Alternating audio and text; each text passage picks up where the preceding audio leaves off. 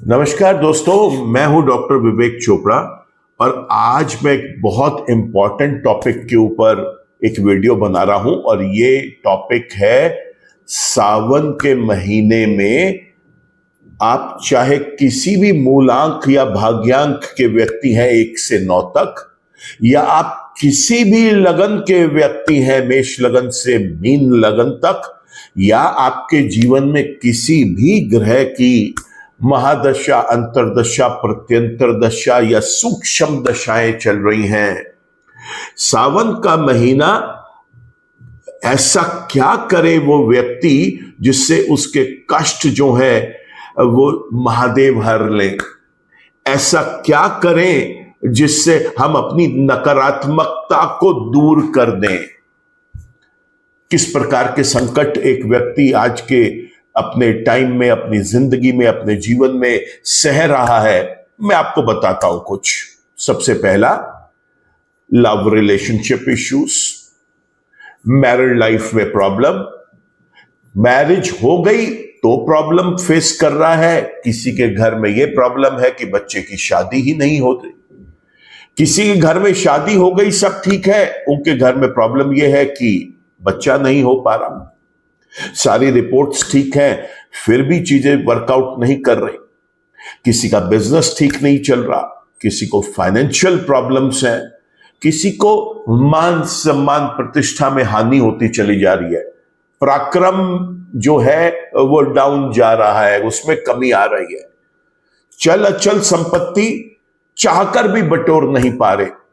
विद्यार्थी, उनका तो प्लैनेट्स का कुछ कॉम्बिनेशन कुछ समय से ऐसा चल रहा है कि अधिकतर लोग पढ़ाई में अपना फोकस ही नहीं बना पा रहे, पढ़ाई के बीच में गैप्स आ रहे हैं, अनसर्टेनिटी बनी रहती है।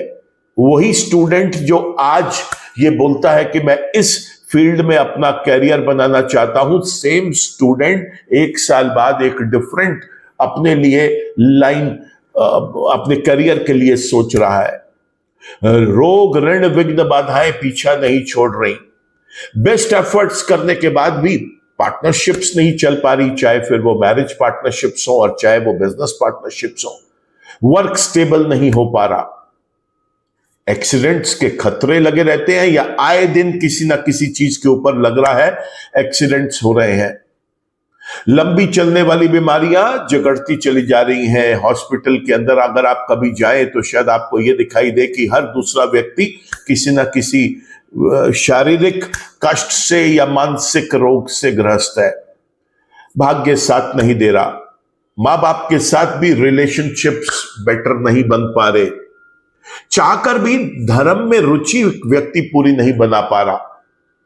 छोटी यात्राएं करे, बड़ी यात्राएं करे, ये सोच के कि मैं इसमें कामयाब होके आऊंगा, उसमें भी विफलता दिखाई दे रही है। शिक्षा क्षेत्र, खासतौर से उच्चतम शिक्षा क्षेत्र, वो भी परेशानी का कारण बना हुआ है। कोई भी ऐसी प्रॉब्लम हो तो ये रोज दिखाई देता है, संकट दिखाई देता है कि आज कोई सरकारी विभाग, अर्ध सरकारी विभाग मेरे ऊपर कोई एक और फाइन ना इम्पोज कर दे, और कुछ नहीं तो मैं ठीक ठाक जा रहा हूं, कोई सामने वाला आके ही मेरे साथ किसी चीज के ऊपर एक एक्सीडेंट ना कर बैठे या मेरे साथ कोई विवाद ना खड़ा कर दे। परेशानी इस बात की है, जो लाभ हम सोच के चल रहे हैं वो लाभ नहीं मिल पा रहे। छोटे और बड़े भाई बहनों के साथ बहुत अच्छे रिलेशनशिप्स नहीं बन पा रहे। आए दिन कुछ ना कुछ ऐसा हो रहा है जिसके अंदर किसी समाज के एक छोटे वर्ग में या एक बड़े वर्ग में अपमानित होना पड़ रहा है। एफर्ट्स फ्रूटफुल नहीं हो रहे। पूरा का पूरा प्लानिंग करने के बाद, अच्छे से एक्शन करने के बाद भी चीजें जो है मटेरियलाइज नहीं हो पा रही। सामाजिक प्रतिष्ठा मेंटेन करना मुश्किल हो गया एक व्यक्ति के लिए। जो समाज के लोग आज आपके साथ खड़े दिखाई देते हैं, वही एक समय ऐसा आता है कि वो भी पीछे हट जाते हैं। आदमी सोचता है ऐसा क्या किया मैंने। ये जो भी प्रॉब्लम्स मैं आपको बता रहा हूं, मैं शर्तिया आपको बता सकता हूं कि ये चीजें आप खुद फील कर रहे हैं कि ये डॉक्टर विवेक मेरे बारे में कैसे बोल रहे हैं। ये मैं आप ही के बारे में नहीं बोल रहा, ये लगभग लगभग 98% जो व्यक्ति हैं इस दुनिया में आज की डेट में जीवित, वो अपने आप को कोरिलेट कर रहे होंगे मेरे एक एक शब्दों के साथ, और अपने आप को अब इस वीडियो की तरफ बहुत ज्यादा ध्यान लगा के सुन रहे होंगे कि ये प्रॉब्लम्स तो मेरी लाइफ में चल रही हैं। पहले तो मैं आपको ये बता दूं कि इन प्रॉब्लम्स का सावन के महीने से या किसी भी और देवी देवताओं के भोजन भाजन या कोई पूजा पाठ से संबंध नहीं है। ये वो चीजें हैं जो आपके अपनी जन्म कुंडली के अंदर ग्रहों के, नक्षत्रों के, मूलांक के, भाग्यांक के, आप जिस जगह पे रहते हैं, जिस जगह काम करते हैं, वहां की ऑरा, वहां का एनर्जी लेवल, वहां का वास्तु, ये उन सब की देन है। जी हां, आपने ठीक सुना। इसका जो राज है वो आपकी जन्म कुंडली में है। वो आपके अंक, ज्योतिष के जो आपके अंक है वो आपको बताएंगे कि कहां क्या प्रॉब्लम हो रही है। आपके घर का वास्तु आपको यह बताएगा कि वहां पर क्या प्रॉब्लम हो रही है। लेकिन हम सब लोग जो सनातन धर्म से जुड़े हुए हैं वो ये मानते हैं कि देवों के देव जो है वो महादेव भगवान जो है वो शिव शंकर है। और शिव शंकर की महिमा तो ऐसी है कि उन्हें ये कहा जाता है वो सृष्टि के रचयिता भी है। और ये भी बोला गया है कि जो व्यक्ति शिव का ध्यान कर लेता है वो अपनी परेशानियों से मुक्त हो जाता है। शिव शंकर उसके ऊपर अपनी असीम कृपा दिखाते हैं। तो जब एक ऐसा महीना आ रहा है जो डेडिकेट ही किया गया है भगवान शिव शंकर के लिए, जिसमें सनातन धर्म से संबंधित जितने भी लोग हैं वो अपनी आस्था दिखाते हुए भगवान का गुणगान करते हैं, उनके मंत्र जप करते हैं, मंदिरों में जाकर विशेष रूप से पूजा अर्चना करते हैं, तो ये समझना जरूरी हो जाता है कि ये जो सावन का महीना है इसके पहले दिन से और अंतिम दिन तक क्या ऐसा करें जिसके अंदर लाभ कमा सके व्यक्ति। देखिए, ये तो मैं आपको पहले बता चुका हूं कि 9 के 9 ग्रहों को बैलेंस करना, 27 नक्षत्रों को बैलेंस करना, 9 अंकों को बैलेंस करना, 8 दिशाओं को बैलेंस करना, हर एक चीज इंपॉर्टेंट है। उसके साथ साथ अगर महादेव की कृपा भी बरस जाए तो फिर ये सोने पे सुहागा। पहले तो हम उन 7 हफ्तों के दिनों की चर्चा कर लेते हैं कि ऐसा क्या विशेष उस दिन किया जाए, क्योंकि आप बहुत सारे वीडियोस देखते हैं वहां पर चर्चा केवल और केवल सोमवार की हो रही होती है, क्योंकि वो विशेष दिन है। सावन के जो सोमवार है उसमें लोग विशेष रूप से फास्टिंग करते हैं, उपवास रखते हैं, व्रत रखते हैं। उस दिन भगवान शिव शंकर की विशेष पूजा अर्चना होती है। लेकिन जो सही तरीका है वो ये है कि जितने दिन तक भी सावन का महीना चलता है उतने दिन तक प्रत्येक दिन का एक महत्व है। आज मैं आपको सबसे पहले ये बताऊंगा, इससे पहले आपको जनरल चीजें बताऊं कि जो आप कोई भी व्यक्ति कर सकता है, चाहे वो नर है, नारी है, छोटा बच्चा है, बुजुर्ग है, मैरिड है, अनमैरिड है, कोई भी व्यक्ति कर सकता है। आज के वीडियो की ब्यूटी ही ये है। लेकिन मैं आपको ये बताऊंगा कि दिन विशेष का क्या महत्व है। तो दिन विशेष का ये महत्व है कि अगर सोमवार के दिन आप शिवलिंग की पूजा अर्चना करने जा रहे हैं, भगवान शिव के मंदिर में जा रहे हैं, तो आपको यह चाहिए कि आप वहां पर जाकर दूध जरूर चढ़ाएं और जो खंडित चावल है उनका प्रयोग नहीं करना, साबुत चावल जो है वो आप वहां पर चढ़ा के आए। ये था हमारा सोमवार को आपने क्या करना है, ये मैंने आपको विशेष रूप से बताया। मंगलवार को अगर आप जा रहे हैं तो आपको चाहिए कि वहां पर लाल चंदन घिसकर उसमें थोड़ा सा शहद मिला लें और फिर आप इसका लेप जो है वो शिवलिंग पर करके आए। लेप करना संभव नहीं है, वहां भीड़ बहुत ज्यादा है, इतना समय आपको नहीं मिल रहा, कोई बात नहीं, आप एक तिलक लगा के आ जाए वहां पर जिसमें लाल चंदन और साथ में वहां पर थोड़ा सा शहद हो। बात करेंगे हम बुधवार के दिन ऐसा क्या करें। बुधवार के दिन आप कोई भी हरी पत्तेदार सब्जी या एक टुकड़ा फिटकरी का ये आप जरूर भगवान शिव पर चढ़ाकर आए, ये करने से भी बहुत लाभ मिलेगा। बात करते हैं अब हम गुरुवार की।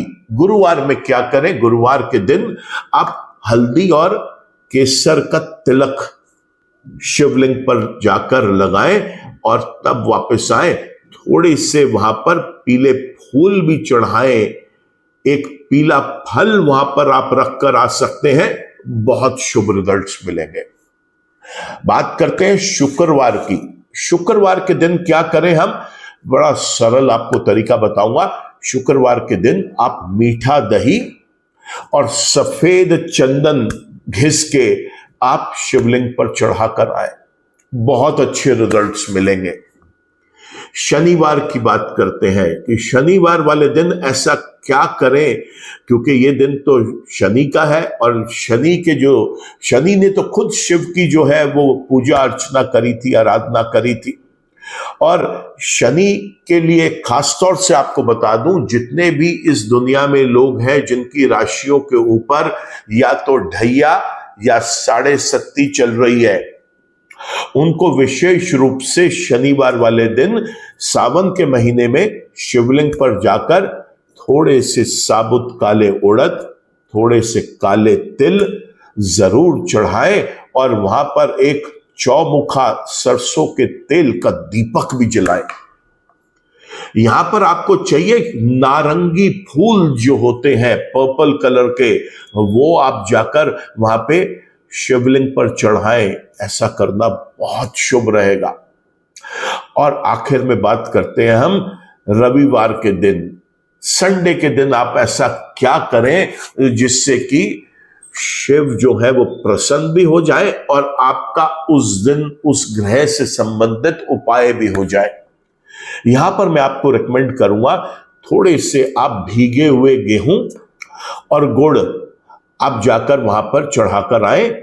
एक आप तांबे का सूर्य बनवाएं या बाजार में बना बनाया भी मिलता है, वो आप सूर्य लेके आए तांबे का, वो भी वहां पर जाकर चढ़ा सकते हैं। ये थे वो उपाय जो कि आपको जितने भी सोमवार, मंगलवार, बुधवार, बृहस्पतिवार, शुक्रवार, शनिवार और रविवार आएंगे, उस दिन आपको डे के अकॉर्डिंग जरूर करें तो ज्यादा बेहतर रिजल्ट मिलेंगे। देखिए, कुंडली किसी भी लगन की हो, मूलांक भाग्यांक कोई भी हो, किसी भी तरीके के वास्तु में किसी भी फेसेड प्रॉपर्टी के अंदर आप काम करते हैं या कोई सी भी फेसिंग आपके घर की है, आप किसी भी दिशा में सर रख के सोते हैं, किसी भी दिशा की तरफ देखते हुए खाते पीते पढ़ते लिखते हैं, इस बात का इस महीने में कोई भी लॉजिक नहीं है उसको कंपेयर करने का।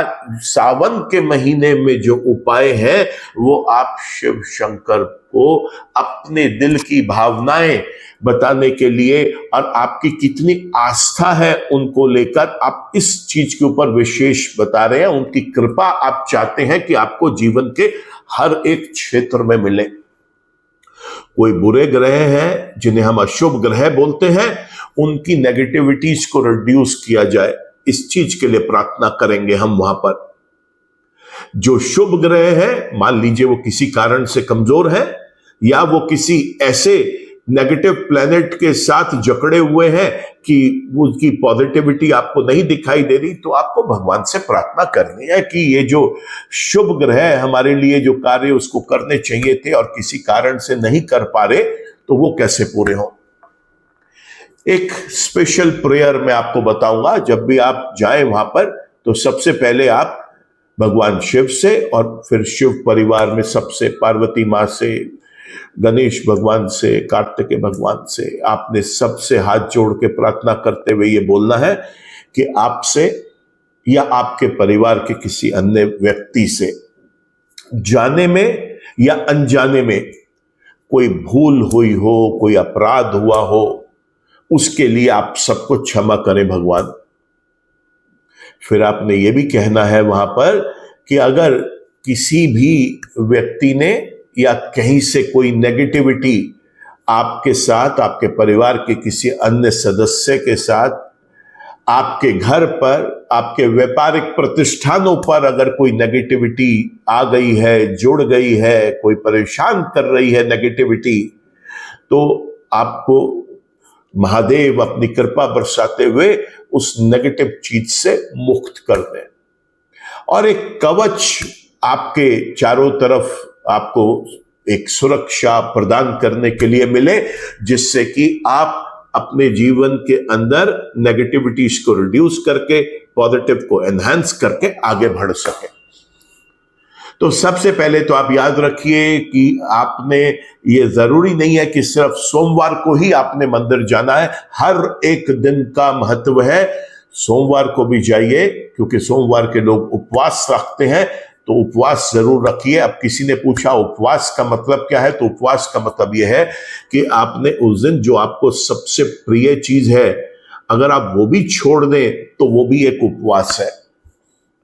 आप कोई एक ऐसी चीज जिसके बिना आप 1 घंटा, आधा घंटा भी नहीं रह सकते, वो अगर आप सावन के पूरे महीने में भगवान से प्रार्थना करें और ये कहें कि मैं आपके लिए ये भी चीज छोड़ रहा हूं जिसके बिना मैं आधा घंटा, 1 घंटा भी नहीं रह सकता, वो भी एक उपवास है। ऐसे में सात्विक भोजन करना चाहिए और शिव पर भी जो चीजें आप जाकर अर्पण कर रहे हैं, चढ़ा रहे हैं, वो भी सात्विक होनी चाहिए।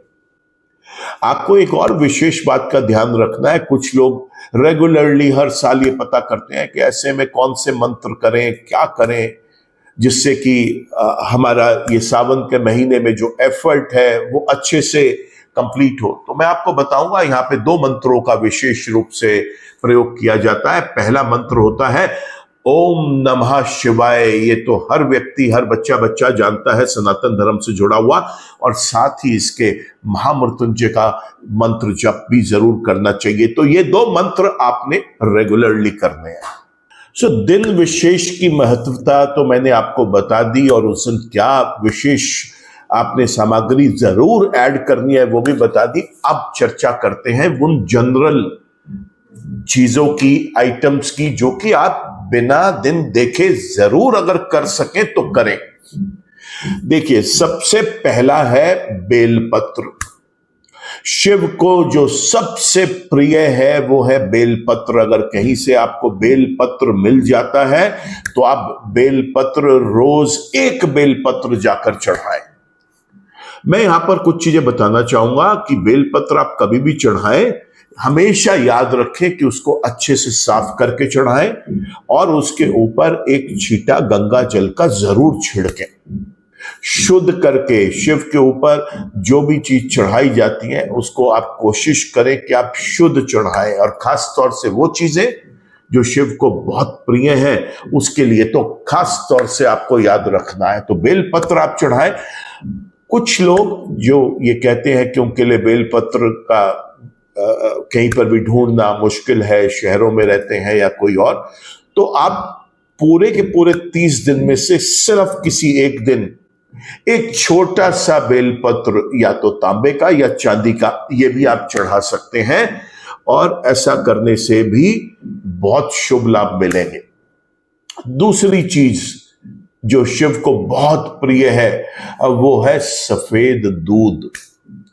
आप दूध जरूर चढ़ाएं। यहां तक मैं आपको कहूंगा कि जो आप जल चढ़ा रहे हैं उस जल में भी अगर आप आधा चम्मच भी दूध डालकर उसको ट्रांसपेरेंट से ट्रांसलूसेंट कर लेंगे तो वो भी बहुत अच्छा है। दूध या पानी आप चढ़ाएं, दूध मिक्स करके, बहुत शुभ रिजल्ट्स मिलते हैं। देखिए, शिव को आप कोई भी चीज चढ़ाएं उसमें गंगा जल जरूर होना चाहिए। आपने देखा है ये जो लोग कावड़ लेकर आते हैं, क्या भर के लाते हैं वो उसके अंदर? गंगा जल। गंगा जल का शिव के साथ एक अलग महत्व है, और गंगा जल अगर आप चढ़ा रहे हैं शिव पर, शिव बहुत प्रसन्न हो जाते हैं। तो जो नेक्स्ट चीज मैंने आपको बताई वो है गंगा जल। आपके पास कोई ऐसा सोर्स है जहां से आप बड़ी मात्रा में गंगा जल चढ़ा सकते हैं, आप कहीं गंगा के पास रहते हैं तो आप लोटा भर के चढ़ाइए। लेकिन अगर आपके पास थोड़ा सा ही गंगा जल है तो कोई बात नहीं, आप अपने स्वच्छ पानी में थोड़ा सा उसमें आधा चम्मच दूध डाल के 1-2 बूंद गंगा जल की भी अगर आप डाल देंगे तो वो भी शिव को बहुत प्रिय है। तो ये याद रखें, गंगा जल जरूर डालें। एक बात हमेशा याद रखें, शिव को जब भी आप कोई मीठी चीज चढ़ाना चाहें उसमें शहद का प्रयोग जरूर करें। कुछ लोग वहां पर चीनी जाकर चढ़ा देते हैं, कुछ लोग वहां पर कोई और बर्फी वगैरह चढ़ा देते हैं। चढ़ाएं, आपका जो दिल करता है चढ़ाएं, लेकिन जो प्योरेस्ट चीज है वो है, हमेशा याद रखें, शहद। इतने केमिकल प्रोसेसेस होते हैं एक चीनी के ऊपर कि उसको जो है वो बहुत ज्यादा वाइट कलर करने के लिए या कुछ और उसका जो रूप है और उसका जो स्वरूप है वो दोनों बिगाड़ दिए जाते हैं।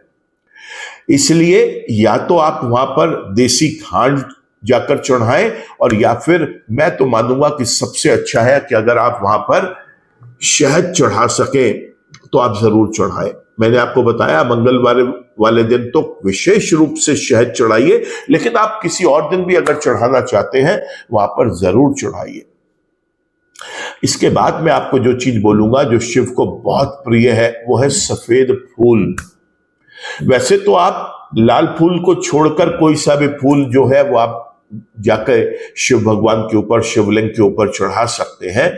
कहीं शिव की प्रतिमा है तो उनके चरणों पे आप जाकर चढ़ाकर आ सकते हैं, लेकिन सफेद फूलों का एक अपना अलग महत्व है शिव के लिए।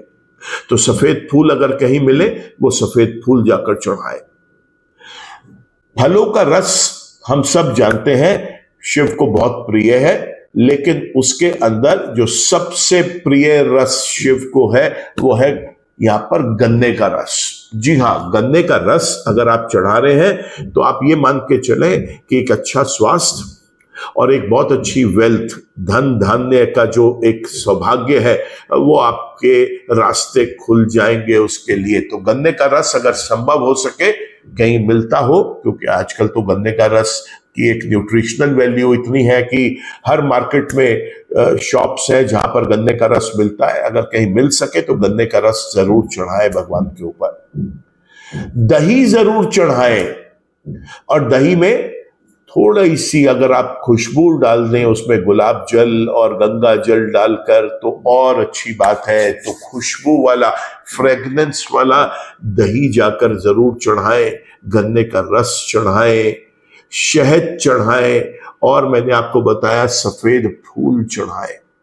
देखिए, शिव के पास आप जब भी सावन के महीने में जा रहे हैं, अपना प्रेम दिखा रहे हैं, शिव की पूजा अर्चना कर रहे हैं, एक बात का विशेष रूप से ध्यान रखें कि आपके अपने जीवन में अपने लिए या अपने परिवार के दूसरे सदस्यों के लिए जिनके लिए आपको लगता है कि वो किसी ना किसी चीज को लेकर पीड़ित है, किसी को हेल्थ की, स्वास्थ्य की पीड़ा है, किसी को धन की पीड़ा है, किसी का एग्जाम क्लियर नहीं हो पा रहा, किसी की जॉब नहीं लग पा रही, किसी के घर में बच्चा पैदा नहीं हो पा रहा, किसी के घर में शादी नहीं हो पा रही, किसी के यहाँ पति पत्नी के बीच में कोई विवाद चल रहा है, कुछ भी हो, आप एक बात का विशेष रूप से ध्यान रखें कि ऐसे समय में आपको शिव मंदिर में जब आप जाएं या घर पे आप शिवलिंग पर कोई चीज चढ़ाएं तो वहां पर आप शिव भगवान से अपनी प्रार्थना जरूर करें।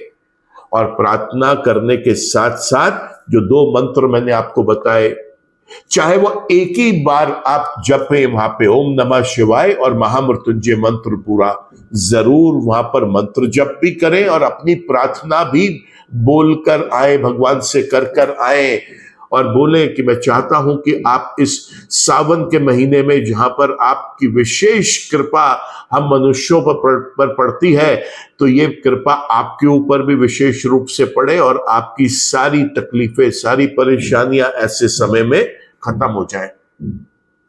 देखिए, हम सब लोग कहीं ना कहीं कुछ गलतियां करते हैं, कुछ जानबूझकर, कुछ अनजाने में। कुछ जगह हमें ऐसा लगता है कि वो जरूरी है इसलिए कर बैठते हैं लोग। तो कोई शर्म नहीं होनी चाहिए अपने देवी देवताओं के आगे जाकर खड़े होकर उनसे उस चीज की माफी मांगने के लिए। लेकिन माफी मांगने का मतलब ये नहीं है कि आप उसके बाद फिर दोबारा करें। माफी भी सिर्फ और सिर्फ तभी अच्छी लगती है जब आप दिल से उस चीज के लिए माफी मांग रहे हैं और ये आप पूरी तरीके से इस बात को निश्चित स्वयं से भी कर रहे हैं कि हाँ, अब इसके बाद मैं कभी भी ये गलती दोबारा नहीं करूंगा। लेकिन अपनी जानबूझकर या अनजाने में हुई गलतियों की माफी जरूर मांगिए। चलिए आगे आपको बताता हूं कुछ चीजें जो शिव को बहुत प्रिय हैं और बिना कोई दिन देखे आप उसको एक एक करके क्रम वाइज वो भी चढ़ा सकते हैं। मैंने आपको बताया शुद्ध देसी घी जरूर चढ़ाना चाहिए शिवलिंग के ऊपर। अगर संभव हो सके वहां पर आपको इस चीज की अपॉर्चुनिटी मिल रही है, एक मौका मिल रहा है, तो आप शिवलिंग पर उसका लेप लगा कर आए।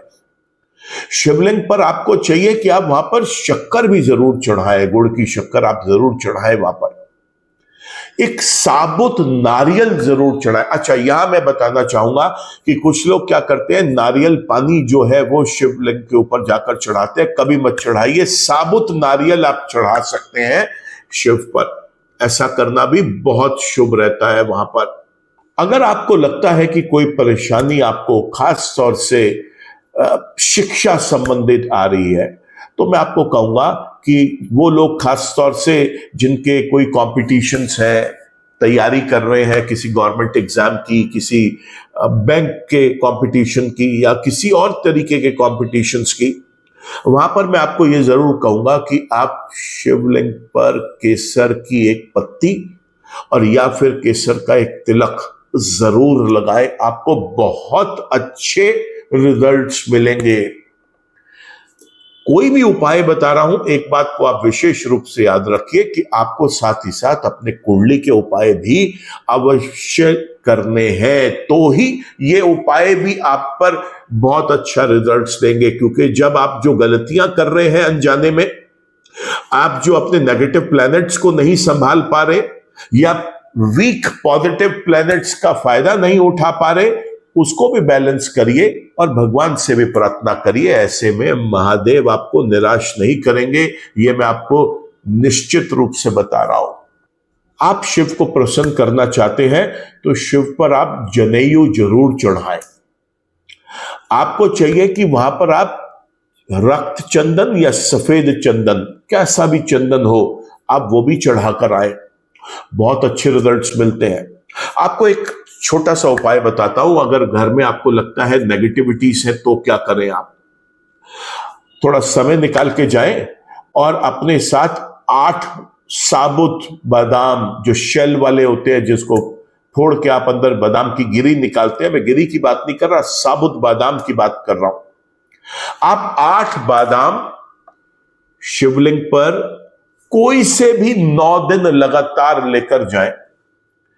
8 बादाम शिवलिंग पर चढ़ाएं, आंख मूंद के, हाथ जोड़ के शिव के मंत्र करें, महामृत्युंजय मंत्र करें, अपनी प्रार्थना बोलें, फिर आंख खोलें और इसमें से कोई से भी 4 बादाम घर में लाकर आप एक काली पोटली में और बांध के रख लें। ये 9 दिन तक करना है। रोज 8 बादाम लेके जाने हैं, 4 वापस ले आने हैं, उनको आके उसी पोटली में ही ऐड करते चले जाइए। 9 दिन के बाद आपके पास 36 बादाम घर में उस काली पोटली में होंगे। इसका क्या करना है यह भी आपको बताऊंगा, लेकिन सबसे पहले आप ये समझिए कि ये 9 दिन तक, कोई से भी 9 दिन तक आपको ये क्रिया करनी है। इससे होगा क्या, इससे शिव की विशेष कृपा आपके घर तक पहुंचेगी, पहला। दूसरा, नेगेटिविटीज खत्म होंगी। तीसरा, शिव जो है वो आपके लिए धन का भंडार खड़ा कर देंगे। इसको आपने जब सावन का महीना खत्म हो जाए उसके बाद किसी भी एक शुभ दिन अपनी कुंडली के अनुसार, अपने लगन के स्वामी का दिन या नवम भाव के स्वामी का जो दिन है, उस दिन पर आपने शुभ योग में उसको अपने तिजोरी में या आजकल तिजोरियां लोग घर में नहीं रखते, कैश बॉक्स होता है लोगों के पास, उस कैश बॉक्स में आप जाकर वहां पर रख दें, बहुत शुभ रिजल्ट्स मिलेंगे। और आपको एक सरल उपाय बता रहा हूं, आप किसी भी 4 बार, कोई सा भी दिन हो बट दिन सेम रहना चाहिए, 4 सोमवार भी हो सकते हैं, 4 मंगल भी हो सकते हैं, 4 बुध भी हो सकते हैं, कोई सा भी दिन हो सकता है, सप्ताह का दिन सेम रहना चाहिए। आपने 2 पंचमुखी रुद्राक्ष, अब देखिए मैं हर बार पंचमुखी रुद्राक्ष के ऊपर ही क्यों फोकस करता हूं, किसी और रुद्राक्ष के ऊपर क्यों नहीं। देखिए 5 मुखी रुद्राक्ष जो है इसका अपना महत्व है, 5 नंबर का अपना एक महत्व है, 5 नंबर एक बैलेंसिंग का नंबर है। कोई भी चीज है हम उसे 5 की मात्रा में करते हैं। शिवलिंग पर भी अगर आप 5 दीपक जाकर जलाए तो वो बहुत शुभ, पीपल पर भी आप 5 दीपक जलाए वो भी बहुत शुभ, कोई आपको फल चढ़ाना है वो भी 5 की मात्रा में चढ़ाए वो भी बहुत शुभ। तो यहां पर जो है आपने एक पंचमुखी रुद्राक्ष, जिसकी कीमत अगर आप इंडोनेशियन पंचमुखी रुद्राक्ष ले रहे हैं तो केवल 1 रुपया होती है, और अगर आपने नेपाली रुद्राक्ष ले लिया तो वो भी 5 रुपए से 8 रुपए के बीच में मिलता है। तो एक कोई भी व्यक्ति उस उपाय को कर सकता है, आपको महंगे रुद्राक्ष लेने की आवश्यकता नहीं है। मैं आज तक नहीं समझ पाया लोग महंगे रुद्राक्ष लेते क्यों हैं।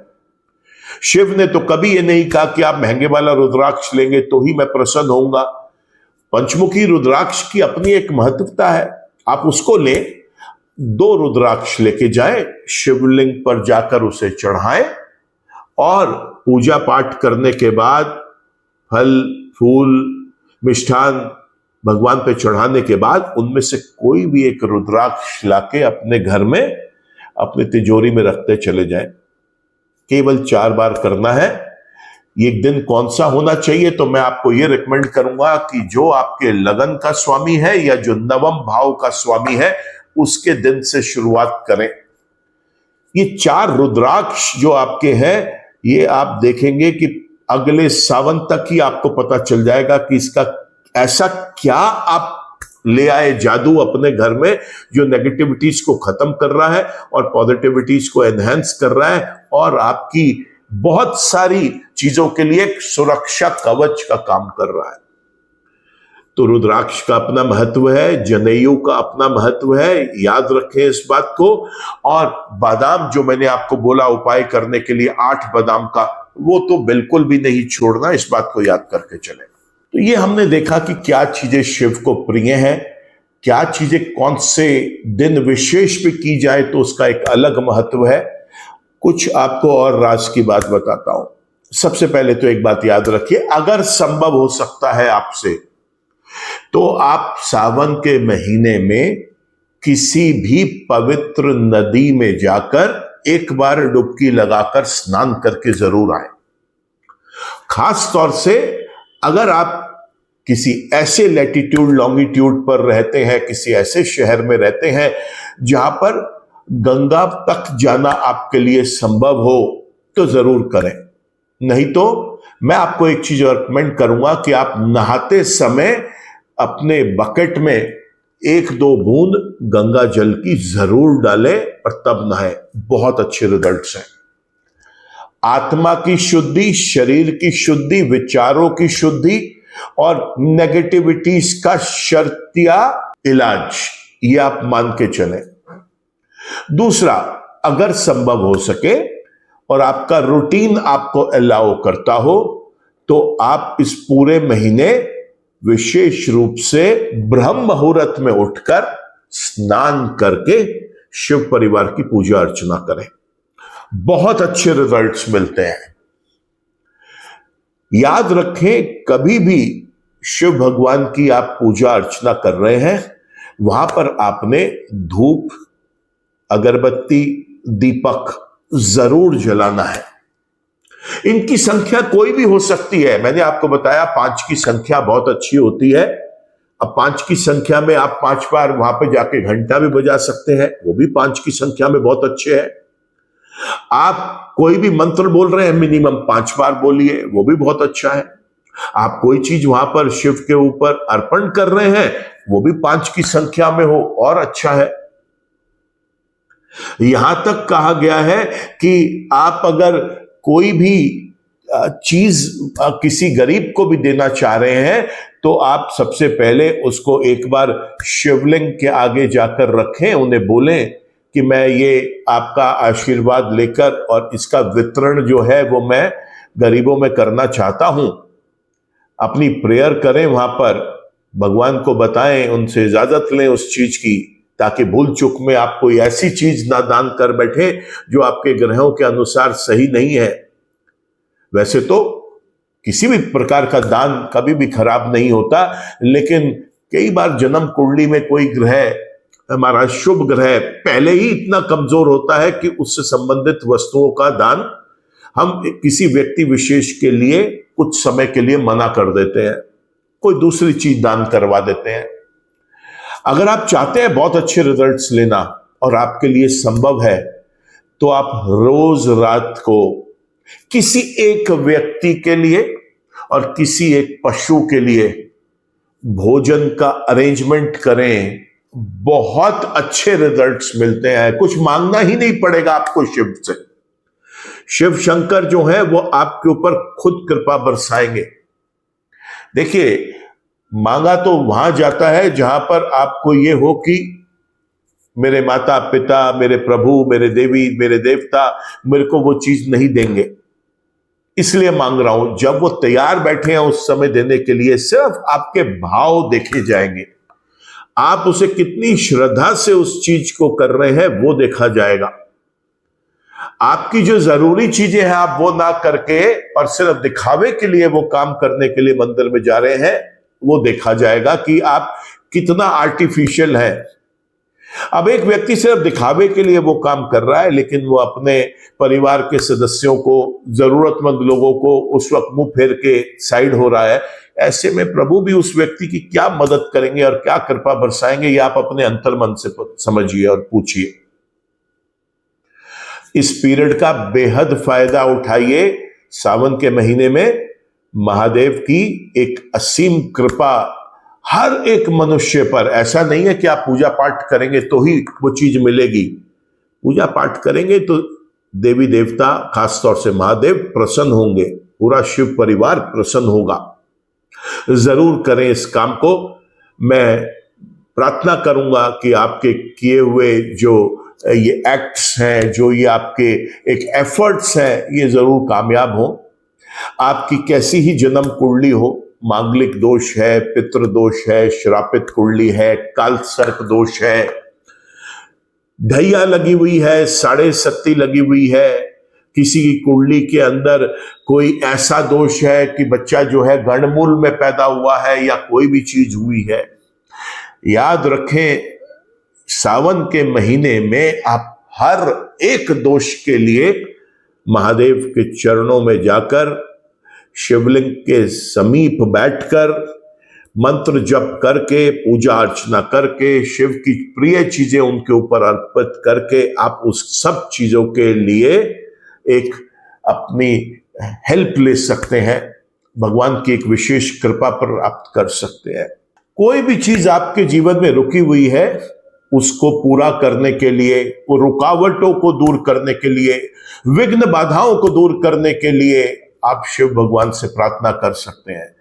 तो ये थे हमारे सरल उपाय, जो कोई भी मनुष्य जिसकी आस्था भगवान शिव में है, जिसकी आस्था सनातन धर्म में है।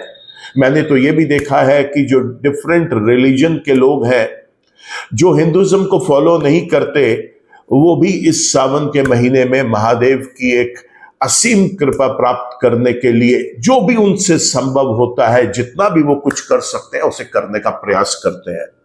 प्रार्थना करूंगा मैं भी महादेव से कि आप सबकी मनोकामनाएं पूर्ण हो, आप अपने जीवन में उन्नति करें, खुश रहें। आज के वीडियो में तो दोस्तों केवल इतना ही। वीडियो पसंद आया हो तो आप इसको लाइक करना, कमेंट करना, शेयर करना। चैनल आपने सब्सक्राइब कर लिया है तो thank you for that. Channel अभी तक सब्सक्राइब नहीं कर पाए तो चैनल को सब्सक्राइब कर ले, बेल आइकन को भी क्लिक करें, ताकि कोई भी नया वीडियो हम अपलोड करते हैं उसका एक अपडेट, उसका एक नोटिफिकेशन आप तक आ सके। ईश्वर आप सबकी भला करे। हर हर महादेव। ओम नमः शिवाय। नमस्कार।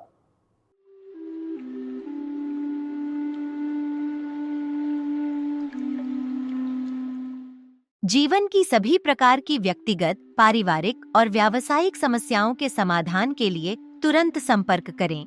डॉक्टर विवेक चोपड़ा, पीएचडी, गोल्ड मेडलिस्ट, विश्व विख्यात ज्योतिषाचार्य एवं वास्तु एक्सपर्ट।